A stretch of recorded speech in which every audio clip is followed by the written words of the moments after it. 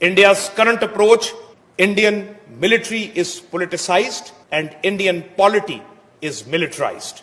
General Sahir Shamshad साहब, उन्होंने एक ऐसी बात कह दी है कि जिससे हंसी भी छूटेगी आपको और परेशानी भी होगी। उन्होंने कहा जी पाकिस्तान कशीदगी नहीं बल्कि अमन चाहता है। हम भारत के साथ कश्मीर समेत तमाम मसाइल पर तनाज़ात के ऊपर बातचीत के लिए तैयार हैं। ये तो प्रॉब्लम पाकिस्तान में भी है। पाकिस्तान की फौज भी सियासत कर रही है बड़े लंबे अरसे से, और पाकिस्तान के सियासतदान जो हैं वो फौज के अंडर काम कर रहे हैं बड़े लंबे अरसे से।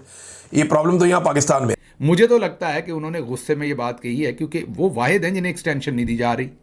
उनको नवंबर के एंड पर घर भेजा जा रहा है रिटायर्ड करके, तो मुझे लगता है उन्होंने जान के ये बात कह दी है। आपको पहले उनका बयान सुनवाते हैं, फिर उस पर तज्जिया करते हैं। बयान उन्होंने ये दिया है कि 2014 से ऑनवर्ड जो इंडियन फौज है वो सियासी हो गई है, उसके अंदर सियासत दाखिल हो गई है ना। वैसे चंबे की बात, हम तानक दे रहे हैं इंडिया को कि 2014 से आपकी फौज प्रोफेशनल नहीं रही, सियासी हो गई है। हेलो दोस्तों, नमस्कार। रानी जम्पी में आप सभी का स्वागत है।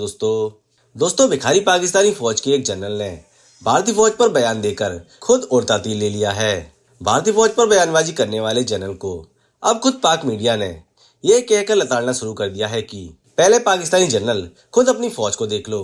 पाकी जनरल का कहना था कि भारतीय फौज अब नेताओं वाले काम करती है, जबकि खुद पाकिस्तानी फौज सारे नेताओं को अपने सहारे पर चलाती है।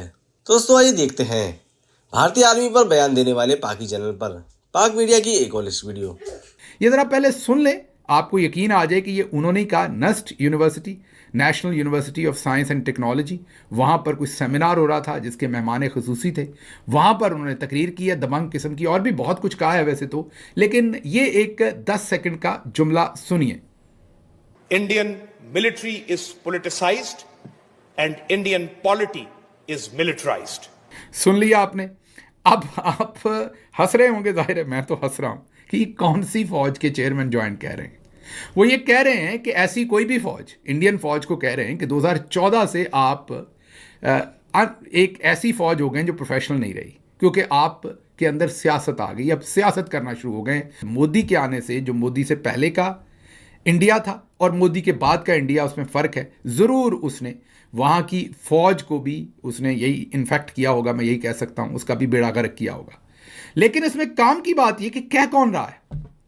चेयरमैन ज्वाइंट जो हैं, जो तीनों अफवाज के ऊपर चेयरमैन ज्वाइंट हैं, जनरल साहिर शमशाद ये कह रहे हैं कि इंडियन फौज अब प्रोफेशनल नहीं रही, उनके अंदर सियासत आ गई है। तो हुजूर आपके अंदर सियासत तो पिछले 78 साल से आई हुई है। इसका मतलब आप अपने मुंह से मान रहे हैं कि ऐसी कोई फौज भी जिसके अंदर सियासत आ जाए, जो सियासत करे, वो प्रोफेशनल फौज नहीं होती।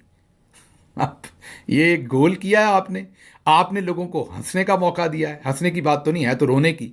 या आपने इंडिया को हम पे हंसने का मौका दिया है, ये मुझे नहीं पता। मतलब आप ये ऐसे ही है जैसे पिछले दिनों हमारे दफ्तर खारजा ने बयान दे डाला था कि हम चाहते हैं कि अफगानिस्तान के हकीकी नुमाइंदों की हुकूमत आए, तो पाकिस्तान में तो ले आए पहले।